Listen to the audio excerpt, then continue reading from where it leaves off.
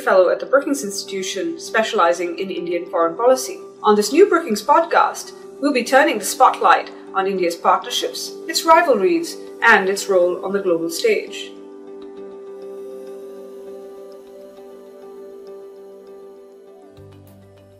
In November 2023, Indian Defense Minister Rajnath Singh met his US counterpart, Lloyd Austin, in New Delhi.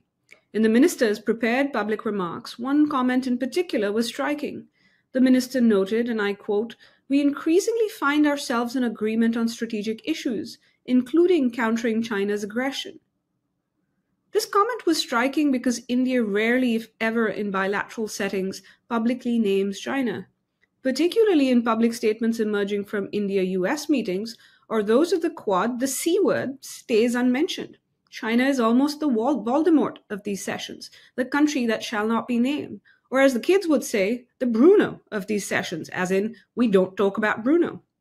But Rajnath Singh's comment reflected a reality of India's ties with key partners, that China is not just on the agenda of these meetings, but also a critical driver of these relationships. Given India's capability gaps with China, New Delhi has recognized that partnerships are not just a choice, but a necessity when it comes to India's China strategy. Partners help build India's own capabilities, offer alternatives in the region, and shape a favorable balance of power and influence regionally and globally. In today's episode, we'll discuss how India sees the role of partners such as the United States and Europe in its China strategy. We'll cover areas of convergence and cooperation, but also areas of divergence, since India and its partners might be like-minded, but they are not necessarily same-minded, even on China. We'll also discuss how India sees other like-minded partners across Asia, in East and Southeast Asia, and what India calls West Asia, that is, the Middle East. My guests today are Dr. C. Raja Mohan and Dr. Garima Mohan. Raja is a senior fellow with the Asia Society Policy Institute in Delhi and a columnist on Indian strategic affairs for the Indian Express newspaper. Garima is a senior fellow in the Indo-Pacific program at the German Marshall Fund of the United States and is joining us from Brussels, where she is based. Before I continue on to the interview with Raja and Garima, I want to thank you all for listening to or watching the podcast, providing feedback, and sending me questions on social media. I want to highlight that we'll be ending this season of the podcast early next year with a special Q&A episode in which I will be answering audience questions about India-China relations. So please do send us any questions you'd like answered or that you wish had been answered during the course of the season. You can do so by posting your question on Twitter or X with the hashtag #GlobalIndia, all one word. Or if you'd prefer to submit your questions through email, you can send it to globalindia@brookings.edu. That is globalindia@brookings.edu. Now let's continue on to the conversation. Welcome to the Global India podcast, Raja. Thank you. Nice to be here with you. And to you as well, Garima, welcome. Thank you for having me, Tanvi. Raja, I'm going to start with you as we talk about how India sees the role of major and middle powers, and particularly like-minded powers, vis-a-vis its China strategy. When it comes to the US, what has the role that India has envisioned for the US in its China strategy, and has this changed over time? Look, I think, Tanvi, you have worked on this, the fateful triangle that we talk about between India, China, and the US. And you have other scholars like Francine Frankel who've really looked at the US factor in the way India-China relations have evolved. From the time of independence, and I think US was quite central to India's strategy on China. And in fact, if you can, I can sum it up. In the 50s, US had no role. The whole idea was to keep the US away from Asia, while building a partnership with China to lead Asia. That came undone in '62. And after that, as US and China got together, then I think India had to deal with that situation, which it was not expecting in a different way. And in the 90s, the unipolar movement once again saw the fear of America. So even as India-US relations improved, India joined hands with Russia and China to limit the dangers of the unipolar movement. it's only in the last decade or so, or a little earlier, that actually India is now beginning to see the US is indispensable if it wants to maintain a balance of power in Asia. That has been fundamentally transformed by rise of China and the assertion of China in the region vis-a-vis its neighbors. So therefore, for now, at least, the US is absolutely critical for any structure of security or peace that India wants to build in Asia. And I think this is now a definitive proposition, and I think there's no escaping the logic of this, at least for the moment. Karma, Europe has also played a role in the past, albeit often member states like France that have helped India build its capabilities, for instance, or helped it with its space program, for instance, as it has and as part of its China strategy. But what is the role that India envisions for Europe writ large, so Europe as a whole, but also individual European member states? And for our audience, when I say Europe, I still include the UK, even if the UK might have different views on it. Garima? Yeah, I mean, geographically, the UK is very much part of Europe. So much like, as Raja was saying, if the role of Europe was not clear in Indian foreign policy in general, but in particular as a response to China. And only in the last 10 years or so has India found a purpose and a role that Europe can play in helping India meet its broader strategic objectives. And now this role is pretty clear. So one is the general idea of diversifying its partnerships that India has done elsewhere. And this is very evident in the European subcontinent. On the other hand, there's also been an increasing outreach from Europeans to India as they grapple with their China challenge. A clear example of this is Lithuania. After the trade war with China, the Lithuanian foreign minister comes to Raisina dialogue, meets with Foreign Minister Jaishankar, and then, of course, we see India announcing a historic first, that it's opening its first embassy in Lithuania, which is a, quote, strategic region for India. No meeting today with a European foreign minister like Baerbock or von der Leyen or India and France can be done without addressing the China challenge. In fact, it is a big part of it. So in terms of the role that Europe can play, India sees it as helping India build its national capacities and resilience by focusing on certain areas, which I think we can go into later. But these include security and defense, technology, trade and investment. In all of these, India is sort of turning westwards. Raja, Garima talked about Europe, you talked about the US. What about other actors, particularly in the kind of Indo-Pacific writ large? How is India seeing, and who is India seeing as potential partners as it thinks about a balancing or managing China strategy? How is it thinking about partnerships all the way from kind of the Indo-Pacific and Northeast Asia to the Middle East, which India calls West Asia? No, I would say the two major US allies in Asia, I think Japan and Australia, have inevitably become, they're part of the Quad. Japan as a major second largest economy in Asia, third largest in the world, and a neighbor of China, is quite critical. But we see that Australia too, after initial doubts about Australian role, today India and Australia have really stepped up their relationship. So India is not only working through the Quad, that is through US and its partnerships. It has had historic relationships, with Vietnam, in fact, in the 1980s, India worked with Vietnam to balance China in the Indo-China region. So the strategy would be, while focusing on the Quad and the ASEAN, because ASEAN, with all its limitations, it still remains the only large multilateral institution. So I think the strategy is to, one, build up with US and US allies, which really have the heft, work through other institutions like ASEAN, and build, wherever India can, bilateral strategic partnerships with Singapore, with Vietnam, in the East. And in the West, I would say now, increasingly, what India is doing with the UAE, Saudi Arabia, Israel. So you have a network. Not all of them have China component as the dominant one. But the idea that, India needs to develop a range of partnerships in this region to be able to shape the larger balance of power in Asia. Garima, any thoughts on that? Yeah, I think the idea of building flexible issue-based coalitions, whether it is with partners in the Indo-Pacific or in the Middle East, is a new model of partnerships I think that India has pursued very successfully with the Quad, but we've seen a proliferation of these forums, the I2U2, the various trilaterals that we've seen with Japan, with Indonesia, with France, Australia, so many other players in the Indo-Pacific.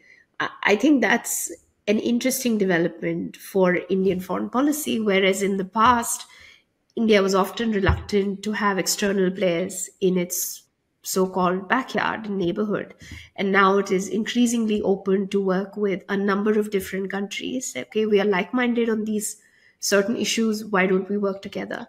And it is incredibly important, particularly in the Indo-Pacific region, where the institutional architecture is so weak, that you need these minilaterals to step in and deal with various China-related challenges, whether they're named explicitly or not.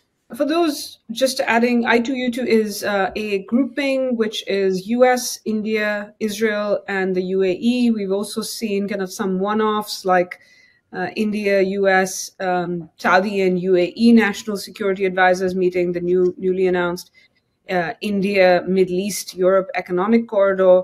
Some of which I think have China components. Some of it, as Raja said, are for broader economic and technological objectives that India has as well.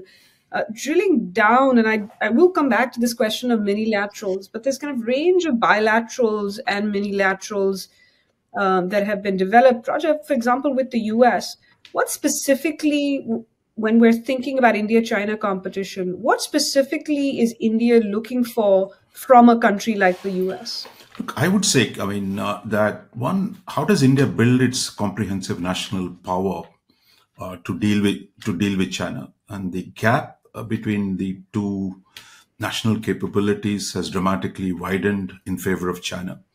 So whichever way India looks at it, whether it's economically, technologically, politically, that it needs the partnership with the US to boost its own capabilities so that it can bridge the gap with China. It can't be done unilaterally, so it can only be done in partnerships and in coalitions. So I would say across the board, and I think that's what we've seen emerge today, US has become India's most comprehensive economic partner. There is a growing defense cooperation. There is growing technological cooperation. So I think the sense today that overall the development of India as a power in the near term would depend a lot on the quality of the cooperation that India has with the US. So even with or without the China factor, that India's rise depends a lot today on US cooperation. And I think that is understood as the US has framed this. US will help India rise. And I think initially India was skeptical, but today India sees that is something that we can actually work together. Garima, what about in the case of Europe? Has this kind of shadow of China factor changed the agenda of cooperation, the areas of cooperation between India and Europe? Certainly. As I mentioned earlier, that the reason why India took a renewed interest in Europe and vice versa, European member states across the board were interested in talking to India was because of the China factor and the respective challenges the two countries were facing in their own theaters due to the rise of China. The areas of cooperation have actually broadened to more than just China, although they do have an impact on, as Raja said, building India's national capacities and resilience. And this is where Europe factors in as well, but of course to a much lesser extent when compared to the United States. So there has been a massive explosion of diplomatic and security interactions between India and Europe, and we've charted that at GMF. The areas of cooperation in every single Europe-India MOU you see with Italy, Germany, France, the EU, always across the board, it is number one, security and defense, including helping build India's capacities and working through Make in India formats, etc. Second is trade and investment. the EU and India are also in the middle of negotiating a free trade agreement. They are much closer to a resolution than they've ever been in the past, not promising that it will lead to anything. Third is technology and innovation. EU and India, for example, just signed a MOU on semiconductors, but this is also a part of every single conversation with Europe. And fourthly, it's migration and mobility. Where do we want to, where people-to-people exchanges and businesses and all of that? It's not going to China, it's going westwards. So I think these are the areas where a few years ago, both India and Europe were at a loss. How do we move forward on these topics? And now, because of often the China factor, it's an accelerator in moving these conversations forward, even though they might not have direct implications on India's particular challenges with China. Raja, we've much of that list that Garima laid out finds echoes in, if is not preceded by the similar kinds of cooperation between India and the US, defense and security, critical and emerging technologies, migration, other issues. Has this, with this kind of US-India cooperation, perhaps preceded, as I said, some of what's happening with India and Europe, but have things changed recently, whether in terms of pace or areas, particularly since the Galwan clash and the border crisis of 2020? Has that changed things between India and the US in any way? No, absolutely. I mean, I would even take you back to 2017, the Doklam confrontation between India and China. I mean, historically, as we said, look, there was a period when India tried to keep the US out of Asia, and the idea that India can work with China to build a regional security order. As we noted, that didn't work out. In the recent decades, I would say India's argument was, look, it can handle the China relationship on its own. It's a unique relationship. We don't want to be tied to anybody in dealing with China. You recall that all the arguments about non-alignment 2.0, that we would do this on our own. We can manage the China relationship on our own. We'll find a settlement of our disputes on our own, and that we don't need outside powers to meddle in between. So that was the argument for long. But the series of military crises over the last decade, there was one in 2013, another one in 2014. Even then, the idea that, we could somehow, India-China can work this out. But the 2017 crisis and the 2020 crisis have decisively altered the argument within India. In many ways, I think India and the US have to thank Xi Jinping for making it absolutely clear that whatever goodwill China might have for India, that it has claims on the border, that the military balance of power might favor it to redeem those claims. And it has nothing to do with what India does or does not do with the US. Because for a long time, there was this illusion somehow, if we get too close to the United States, the Chinese will get upset. I mean, for Chinese simply are saying, we have the power to redeem the claims. So I think that message has taken a long to sink in. And once that has sunk in, I think the nature of India-US cooperation has increased. And you can track, actually, starting from May 2017, when the Doklam confrontation took place, the revival of the Quad, the expansion of the Quad, the state of the defense relationship, everything has changed since 2017. And I think that can be directly traced to China's behavior on the border with India. Both of you have mentioned the Quad, this Australia, India, Japan, US grouping that was first formed in, or kind of, I don't even know if formed is the word, but emerged in 2007 for a brief period, but re-emerged in 2017, as Raja said. One question I often get about the Quad is not about the Quad per se, though I do kind of want to come a little bit back to the Quad. But the question I get about the Quad is, how is it different, or isn't it the same as India being a member of BRICS, the Brazil, Russia, India, China, South Africa grouping? So, Garima, how do you see this? Are Quad and Indian membership of Quad and BRICS kind of equivalent? Are they the same thing?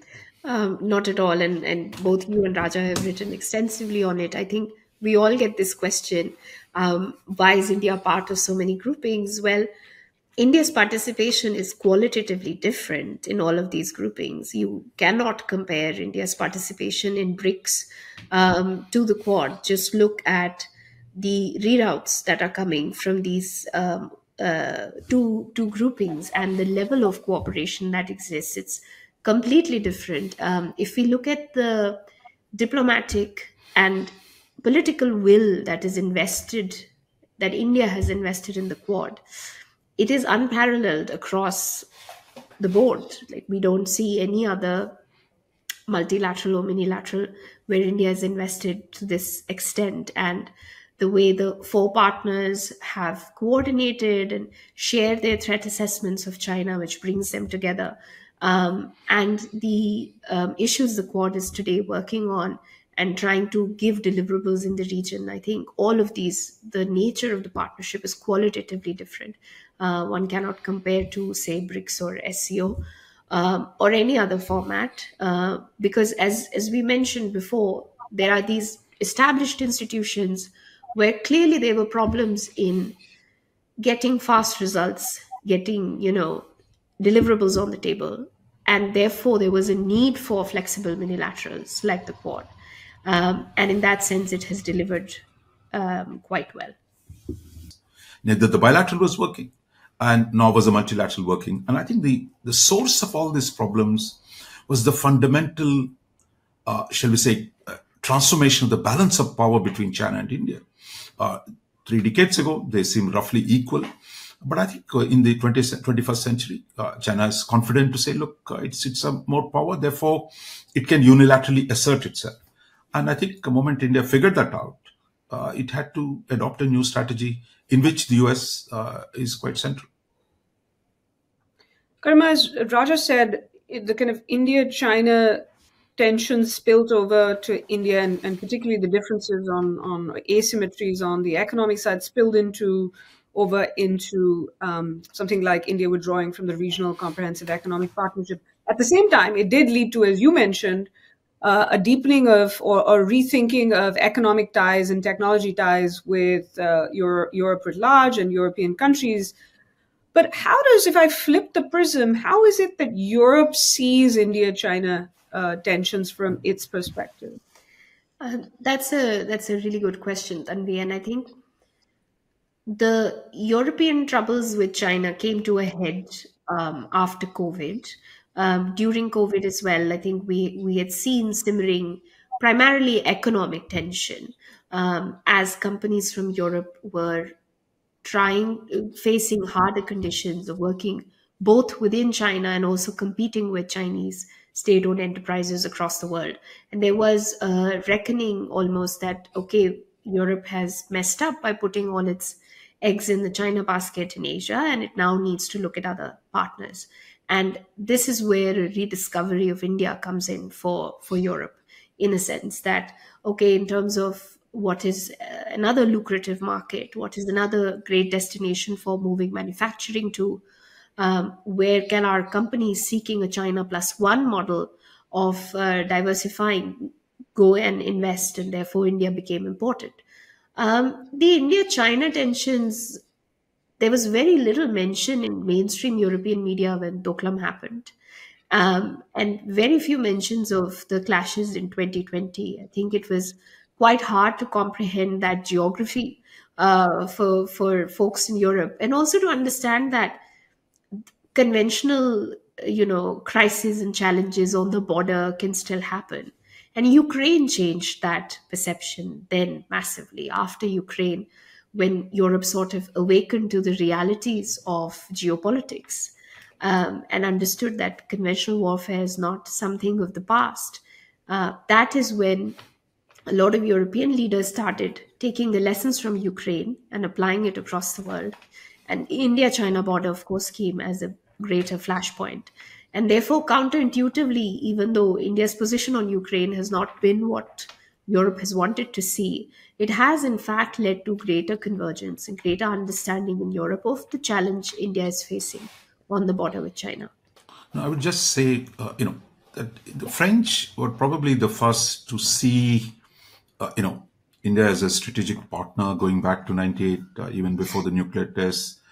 But the rest of Europe was not really focused on India. So there I would say the expansion of the US-India relationship and the US framing of India as a rising power needed for Asian balance, that was critical to get the rest of the Europeans on board. Because as we know, barring France, the rest of Europe is hardly geopolitical. And I think the US leadership in that sense was quite critical to see this way the US is going. And therefore, it, I think, provided a framework, while at the same time, the deteriorating relations between Europe and China too. But I think the US initial lead was critical for the Europeans to feel comfortable to do what they're doing. But France, of course, was doing it on its own. It's interesting. I've actually heard this, Raja, even about Japan, which is that Japan started seeing India differently when they, around kind of that mid-2000 point when the US started framing its relationship with India differently. And as you said, you've seen kind of, I guess this is an ancillary benefit of the US-India relationship for India, but this kind of really deepening, thanks to China, thanks to Xi Jinping, as you said, this deepening of defense and security cooperation between the US, critical and emerging technologies, kind of other areas. And as Garma said, in ways that India's crossed its own or shared its own shibboleths, as K. Subramaniam, the Indian strategist, used to term it. But how is, in that context, while India-China competition has helped drive, fuel, maybe not alone, but nonetheless fuel US-India relations, in that context of India-China tensions, how does India see US-China relations today? Look, I think there are multiple views on that in India. There are a whole bunch of people who always lose sleep at the night worrying about US-China rapprochement, the G2, Sino-US condominium. And the worst scenario, worst kind of reminder for this is Bill Clinton's visit to China in June 1998, just weeks after the India's nuclear tests, where it was proclaimed joint statement that came out of that saying US and China will work together to promote peace in South Asia. So I think that is the nightmare scenario for a large number of people. But others, I think, realists who see that, look, there have always been structural contradictions between China and the US. For all the talk about a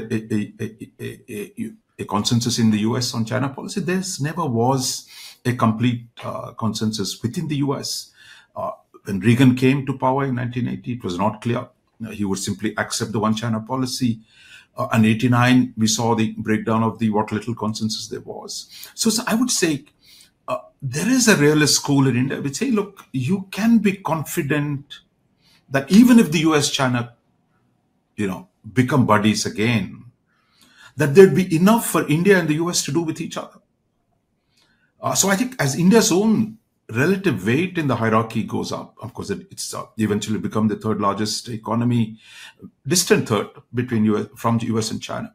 But I think there is a level of confidence that you can manage the shifts in the great power relations, as opposed to thinking ourselves as a little, innocent one that is simply going to be, swamped out by these two guys, other guys. I mean, India is no longer that little innocent child on the international stage.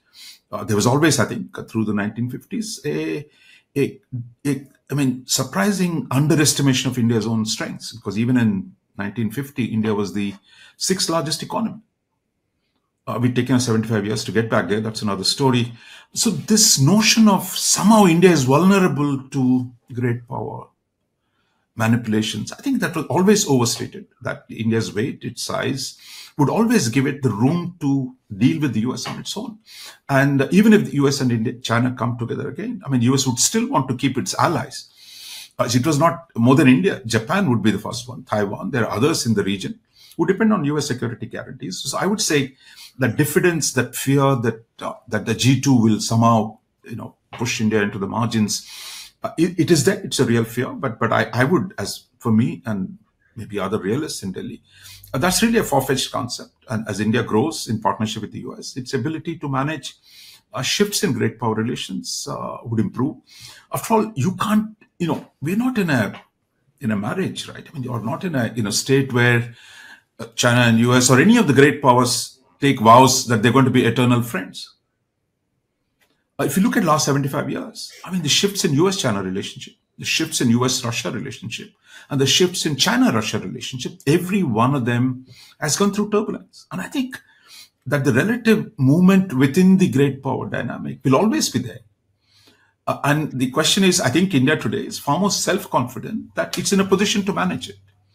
And hopefully, as India grows, it can be one of the constellation, even though the weakest of the constellation, but it can still be in the constellation without having to every day worry about a G2 or our American friends can stop worrying about A2, that India and China, I think we've tried to do that, and we're beyond that today. I mean, I'm probably preaching to the choir here, but this is one of the reasons I actually think, for all the talk in US-India relations about new initiatives to encourage STEM education and STEM learning, science, technology, engineering, maths, that you really need more social science and humanities education learning about the other country. And I think one thing that Americans will learn about India is that how deep India-China frictions go and how this is not going to change overnight.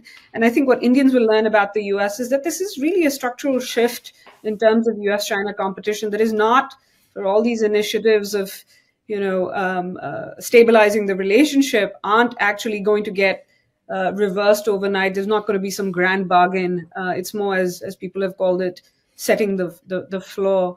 Garima, what about, Europe has such a spectrum of views on China, but how has India seen various kinds of European outreach to China? How did they, for instance, see Macron's visit, the French president's visit to China this past year, or, other initiatives that Europe has taken? I mean, the India and US are on the same page, I think, when it comes to a lot of China-related challenges. And the US's approach to competing with China has, found resonance in policymaking circles in Delhi. Europe is the problematic partner in both of these situations. Across the Atlantic, there are lots of tensions when it comes to, the US-EU Trade and Technology Council that is supposed to deal with a lot of China-related issues, always bickering. India, too, is always skeptical of where will Europe fall on China. Partly it is true because Europe is currently undergoing a reckoning of its China policy. But on the other hand, I think there's also a certain level of that we don't see from Delhi. The intensity of the debates and how far the mood has changed in every single member state, except one or two. Across the board in Europe, and the language that is coming out of Brussels is now extremely sort of belligerent. When you look at the upcoming EU-China summits, the EU came with a list of complaints, and that never used to be the case in the past. And I think these nuances are sort of not seen very well in New Delhi. And of course, there's a difference in our reaction. When President Macron went to China and gave really sort of friendly statements, it irked European leaders more than it did Indians. Indians were very sort of understanding of, because we have a trust and strong relationship with France. So they were very understanding of it.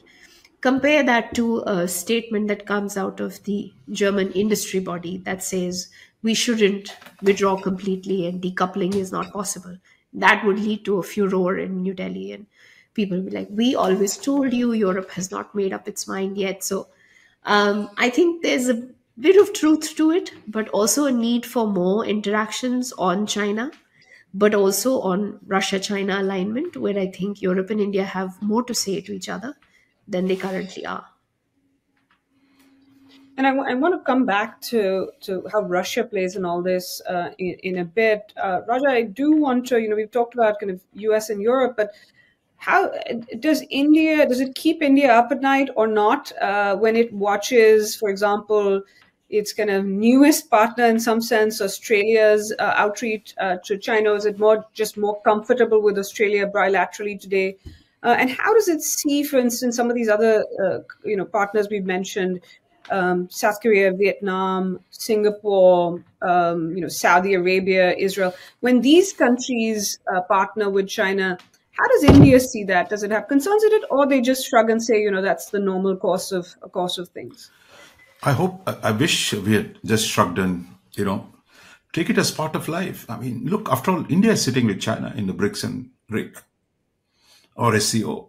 To say that, look, everyone else will simply drop all engagement with China. The thing is that is the headline. But if you look at the quality of that engagement, the disputes, and nothing has improved since China-Australia relations. There was a prime ministerial visit. Partly the Labour Party is differentiating itself from the Liberals in Australia to show that, look, they're much more reasonable. But China has not given them any quarter. Okay, on the economic side, yes, they got some concessions, but on the political side, they've not. So this stuff will go on. I mean, I think one way of dealing with that, look, is that China is so big, such a large economy. So I wouldn't blame the Europeans or the Australians, that they want to do business with China. And I think that's understandable. And the question is, what does India do to make itself more attractive, rather than complaining about what's going on between China and the others?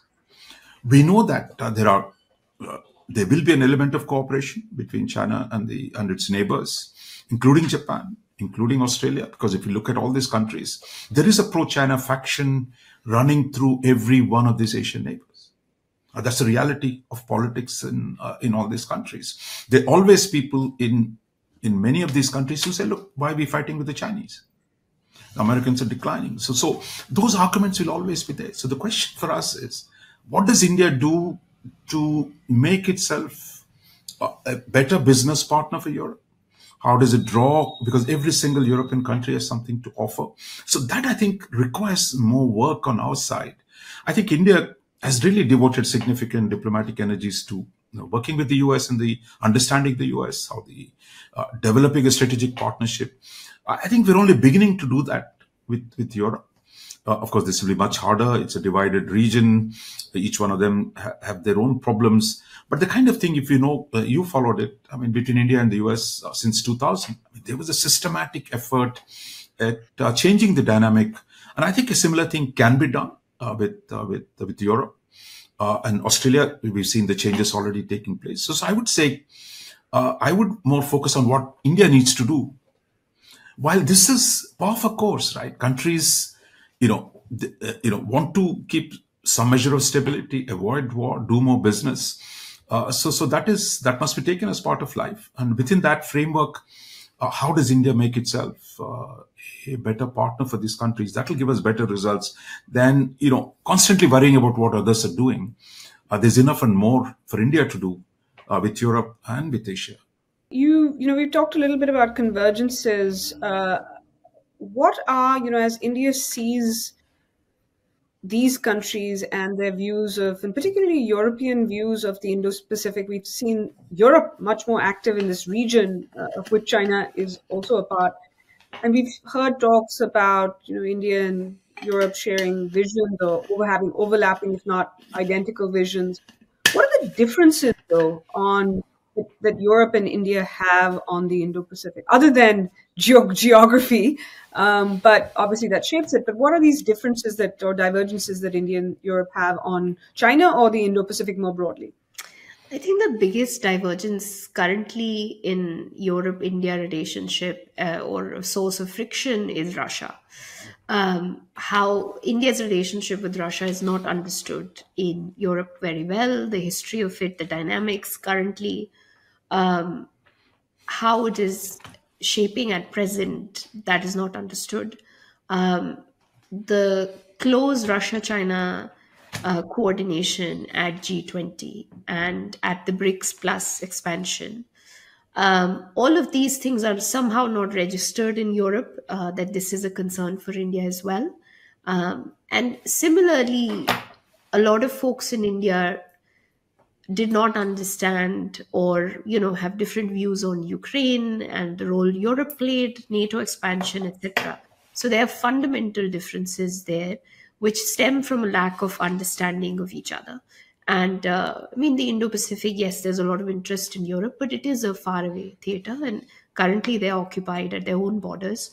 I think Europe needs to do a little bit more in understanding the dynamics of the Indo-Pacific region, and vice versa. I think India needs to invest more in understanding European geopolitics as it is shaping up today. So Russia definitely is a source of divergence, but here again, I think there are opportunities for convergence. Some of us have been talking that India and Europe need to have a dialogue on Russia. We've been saying that for years. But Russia-China alignment presents a new opportunity for both India and Europe to look at, this development through fresh eyes and sit together and actually change this divergence into a potential convergence, because the impact and fallout of that will be quite closely felt in the European continent. It is being felt right now currently as developments in Ukraine and the question of whether China supplied weapons, etc. It's still something that is being debated. But this will also, of course, have an impact on the balance of power in the Indo-Pacific. Whether we are able to maintain a multipolar Indo-Pacific will be impacted by this development. So I think there is more for Europe and India to do. And I don't say this because this is my day job, but in fact, I think this divergence should be addressed head on. And I think that's the case with even the issues, Raja, you were talking about, which is, if India has questions or concerns about US-China, and the US has concerns about India-China, that these are things countries should talk about. So India should have a dialogue on the China questions. But I do want to kind of ask on that front, compared to India-Europe, the US and India have always say there's far more shared of a shared vision of the Indo-Pacific. There are kind of shared views of the concerns about China. But what are the divergences here between the US and India on China and on the Indo-Pacific approach as well? No, I would say the differences have significantly come down. I mean, as I said, we already talked about the worry that US and China might form some kind of a condominium. That worry is not just India, Japan and others have it too. That has significantly declined in the last few years as we see where the US-China relationship is going. I think the difference is, I would say one is the organizational form. Some in the US, like if we say Trump administration, was hoping to create a military bloc with India when it revived the Quad in 2017. And the Biden administration has bought into the Indian argument that, look, let's not make it a military alliance. Let's make it a public goods providing institution. So that is one. There will always be groups of people in the US who say, look, it should be more explicit military balancing of China. While India is saying, no, let's keep the most of the military bilateral, use the Quad to do other thing. That's one. The second aspect, I think, is the differences there are on trade-related issues, which India is part of IPEF. There, I would say, in fact, the differences were far more. When the US was the main preacher of globalization, the US was all for free trade. But Biden administration and Trump administration have not been. But they still think India needs to do a lot more on its market access issues. And that there's, like all our partners, we are not trade friendly. India is not trade friendly with anyone. But I would say these, in spite of the trade differences, of course, the trade volumes are rising. So there is that aspect. But I think what is the economic architecture for Asia? There, India was not part of APEC ever. It's now part of the IPEF, but not part of the trade. But then the Biden people, their own domestic politics had made it very hard to pursue the economic track. But I would say India's own sake and how it thinks about long-term economic architecture in Asia, it needs to have a strategy that would work with others in the region, including the US. And if India does not want to be part of a China-led regional bloc, then it has to create an alternative framework. So doing more in the IPEF, Indo-Pacific economic framework becomes important.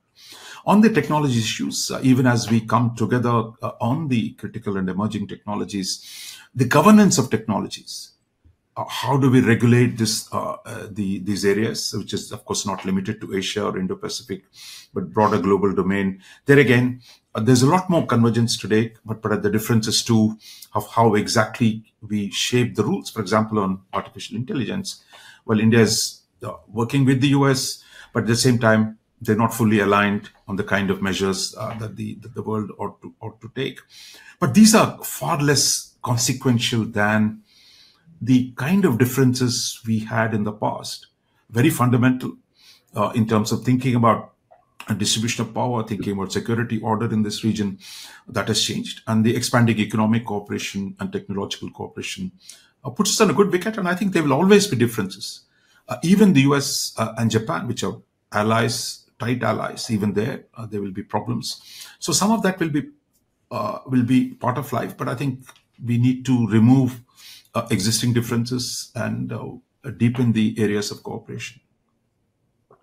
One area I want to ask both of you about, if it comes up in your kind of thinking, is something like, contingencies in the region.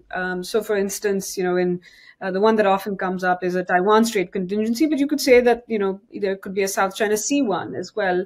So I'm not that this is a subject of difference between, say, India and the US, or even India and Europe for that matter, but that India does see these things differently because of its vantage point and its other priorities, including the border issue. How much of a difference do you think this will be down the line? Or is this actually a potential area where you could see coordination, consultation, collaboration between the US and India? Or for contingencies in Europe, including, by the way, in the Middle East, which, or Africa, for example, could you see these as areas of opportunity, or will they be areas of potential divergence between the US and India? Everyone frames the Taiwan issue, South China Sea issue as a really a problem in terms of whether they can actually cooperate. No, I would say the Indo-Pacific theater is a very, very broad one. It's a vast theater. If you have common strategic understanding on stability and balance of power, it does not mean India has to sail its ships every time American ships sail to any corner of the world. Maybe Britain does it, Australia does it, India is not going to do it. But we can think of a burden sharing arrangements where India picks up slack in some areas in the Indian Ocean, making it easier for the US to address contingencies in South China Sea. So I would say both geographically, militarily, it is possible to share the burden in a manner that everyone benefits in the region. And it doesn't have to be, India marching shoulder to shoulder with its troops and ships with the Americans wherever they go. There is enough and more to be done in this theater. And I think there's huge room for coordination, consultation, and burden sharing in the security management of this Indo-Pacific theater. Garma, Europe and India are already doing more in the maritime security domain in the Indian Ocean region. What is driving that? Just coming back to the Taiwan contingency, I think that the fact that India is talking more about it puts it almost in the same boat as Europe. And already we are seeing signals from the European side that this is an interesting topic that we can talk about in terms of coordination and the role of external players who might not necessarily be involved with ships in the water immediately. But also the India-Europe conversation on other contingencies in the Indo-Pacific, particularly with the island countries and climate-related existential challenges, not only the Indian Ocean island states face, but also the Pacific island states. I think that is a very interesting area of cooperation for both Europe and India. They have sort of capitalized on the Indian Ocean region, particularly with member states like France that have equities in the region and have invested in institutional frameworks, etc. The India-France cooperation on all aspects of maritime security, both traditional and non-traditional, is very deep in the Indian Ocean. But I think even the Pacific Island conversation is one that needs to develop further, because Europe has a lot of resources and money invested in the region. India has been welcomed by the Pacific Islands, as we saw when Prime Minister Modi was there for certain visits, how even the states made it clear to say that they perceive India's role differently when they do China and other actors. So I think that's also an area of cooperation. And finally, on infrastructure, and we've been hearing this a lot, but maritime infrastructure is part of what Europe is looking at as part of its global gateway. It did not get off the ground for years, but looks like finally there is some movement. India is the only part of the only two countries in the world the EU has signed a connectivity partnership with, the first being Japan. So hopefully that will be channeled into the Indo-Pacific as well. And I think that actually also points to another area where I think India has found both the US, Europe, Japan, Australia useful, which is helping provide alternatives in the region beyond kind of helping shape the balance of power in the region. Also really helping provide high quality alternatives, because as Raja, you said, India doesn't have the capacity to do that alone. Raja, if you were thinking about the road ahead and what the most promising areas for India-US cooperation vis-a-vis the subject of China, or when thinking about China, what do you think the most kind of both what they are likely to be, the areas of cooperation, or what you think they should be? No, I would say two areas. One is defense. That it kind of addresses both the China question as well as the Russia question. That India finally, after decades of completely relying on Russia, is trying to diversify last few years. But now, far more consequentially, the Modi government is saying they want to build weapons in India. So I think there is here a big moment for both American capital as well as European capital to invest in India, to produce weapons in India. That would inevitably, and more structurally reduce Indian dependence on Russian weapons, as well as make India stronger in relation to China, to be able to deal with the balance of power issues, the military balance of power issues on the border. And then it will also make India India's ability to support other countries in the region. For example, today, if Sri Lanka wants a fighter aircraft, India has none to give. While China and Pakistan say, look, take a free gift from us. So I think creating defense industrial capabilities in India, which actually surprisingly were pretty good in 1947, but the kind of policies that India pursued really, eroded India's defense industrial base, as well as made us totally dependent on Russia. So I would say that would be both the Europeans and Americans can make money. India can construct a base. And I think if the deeper connection on the supply chains, on the defense issue, on the defense production issues, would benefit all three of us. There would be, of course, competition between US and Europe. But I think structurally in India, Indian industry tying into the European and the American defense industrial supply chains would have a transformative effect on the entire region. This, of course, is also linked to the advanced technologies, where I think we are just starting out. Here, I think many of these, like artificial intelligence, semiconductors, many of these are going to shape the balance of power in the world, in Asia, between US and China. So I think India, US, India, Europe doing a lot more would also create a basis for autocratic countries actually being able to retain the leadership in the technological domain. I would say finally, on the global governance issues relating to technology, we tended in the past to instinctively move towards, say, statist positions of China, Russia. But in the last 10 years, on whether it's internet governance, whether it is management of AI, semiconductors, I think we're beginning to closer to the US, and there, of course, US and Europe have different positions. But I think India working more closely with the like-minded countries in US and Europe to be able to shape the new rules for the global technological order, which is changing fundamentally. That I think we have a lot more work to do. But I think some of that, India joining the Artemis Accords, for example, is one example where on space governance, India is today willing to work with the US and Europe. So that's a step in the direction. And I think there's a lot more to come on AI, on managing the biotechnology and the whole range of other issues that are going to come up before us. Garima, what are your most promising areas of cooperation that you think about? And also, what are the likely limits that you see when you think about the road ahead?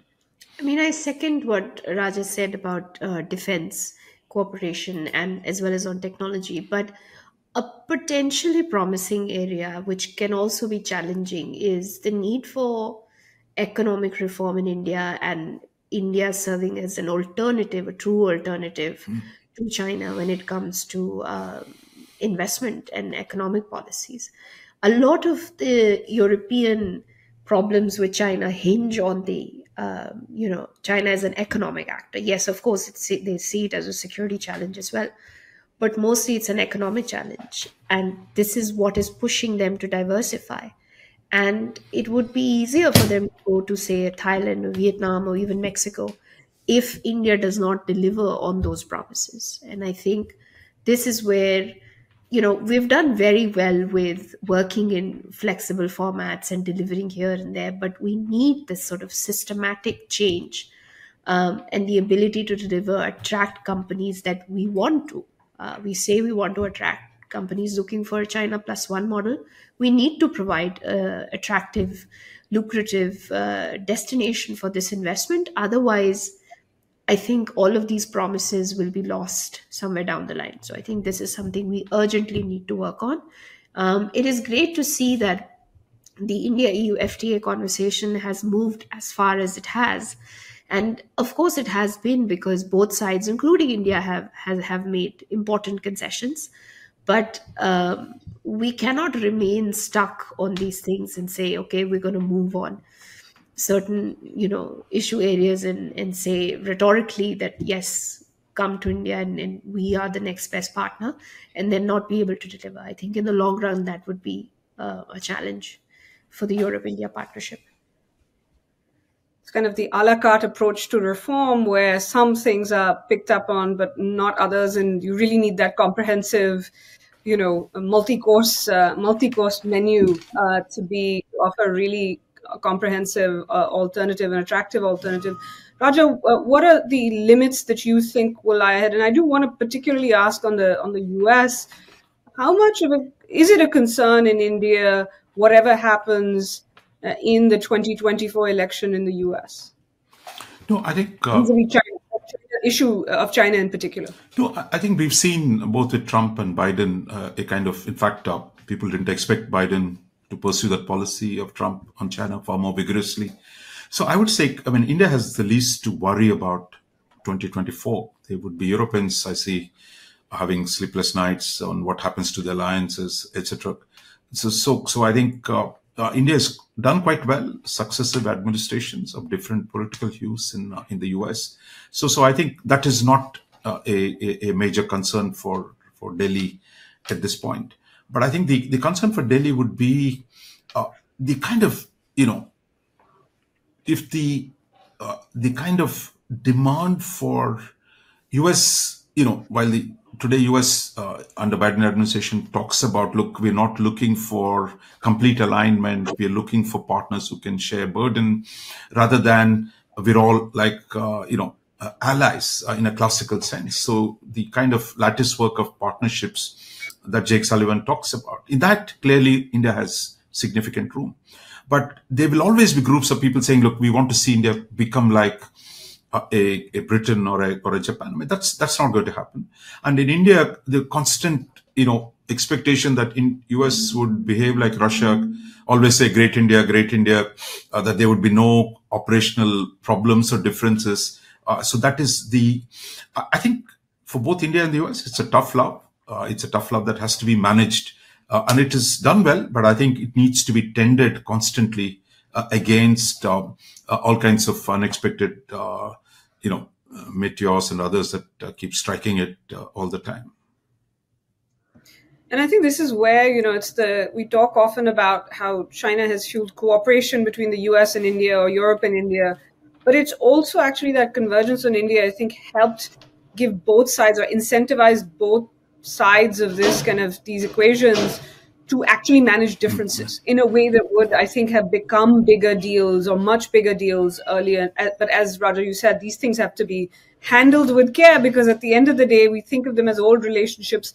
But in this phase, they're quite new.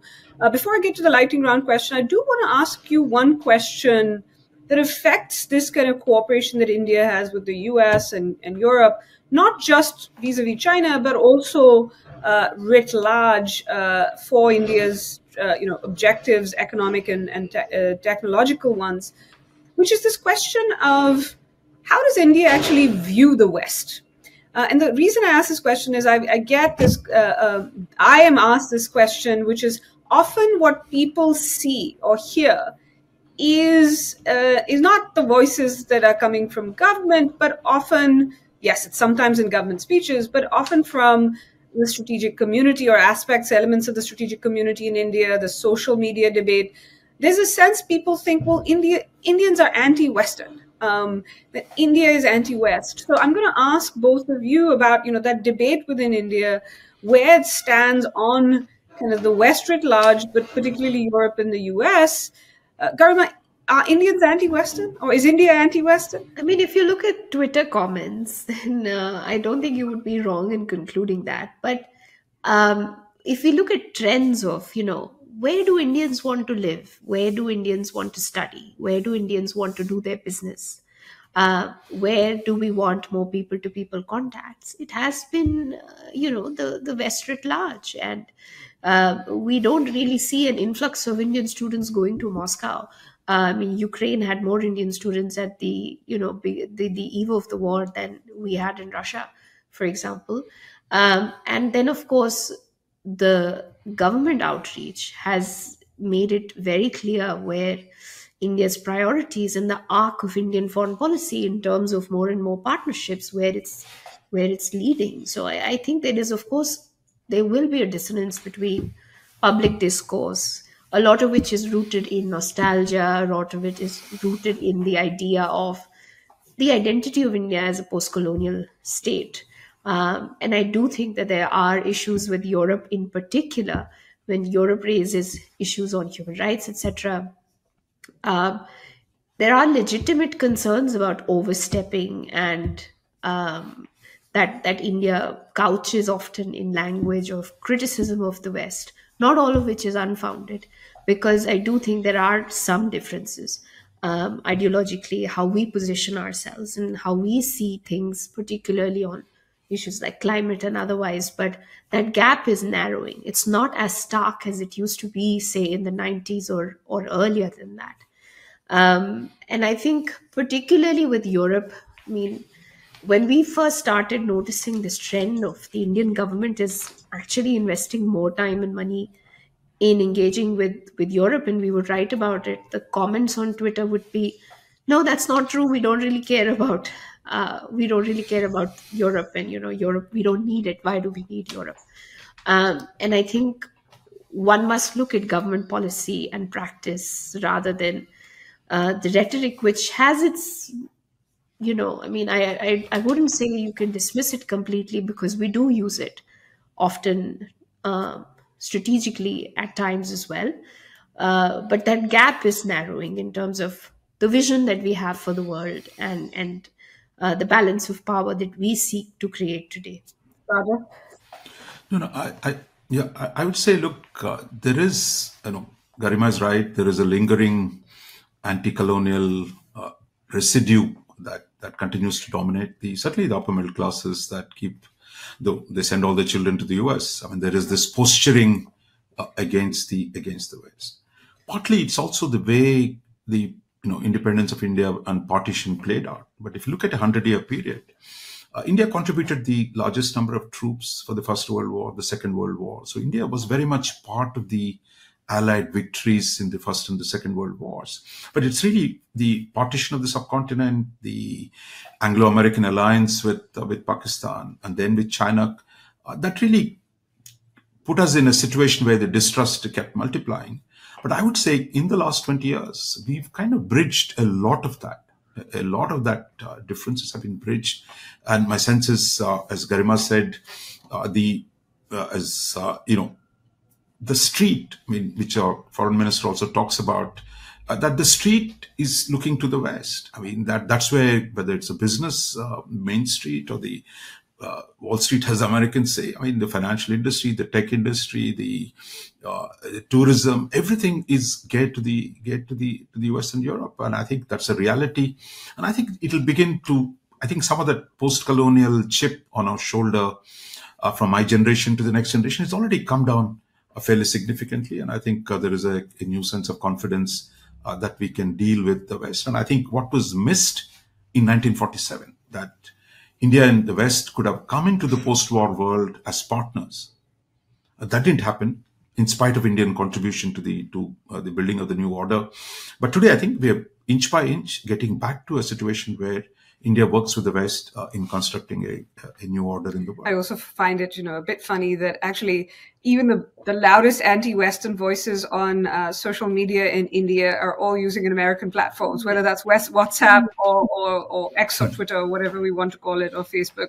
I just want to add, Tanvi, one thing. I mean, as one of our American friends told me, India's, thing with the bristling tone to the West, it's just like the Americans towards the British. You love the British, and the Europeans, but you don't like the wine and cheese crowd, the coastal elites, which are anglicized, too Europhone, that you don't like that. So there is that bristling thing against Europe, the old world. That similarly, I think here, that will linger on for a while. Don't even exist with the UK and Europe, so... As we saw, thanks to Brexit. You've both been very generous with your time. I do want to take just a couple of more minutes and maybe ask you the lightning round that we always do at the end of each episode, and ask you about the greatest myth or misunderstanding you hear about the role of partners in India's China strategy. Raja, I'll go to you first, and then to you, Garima. I'll just copy Rob, your framework. I'd say G2, that US and China would always be about to get together, or A2, what you talked about, India and China coming together. So a lot of Americans worry about India and China going to come back. I think neither of this is going to happen. But the myth endures. But my sense is the challenge is the more we build together, these myths would lose their potency. They're already beginning to lose a lot of their potency. I mean, it's an easy answer, I think, for Europe. That's a general misunderstanding everywhere that Europe is soft on China. They don't understand the challenges of China. They don't understand the threats that China poses in the world today. I think that really misses a very deep structural debate that is happening across European capitals today on the threat from China, and which is fundamentally changing the way they view the world, including partnerships in the Indo-Pacific. Thank you so much to both of you for spending this time with us. Raja, thank you to you.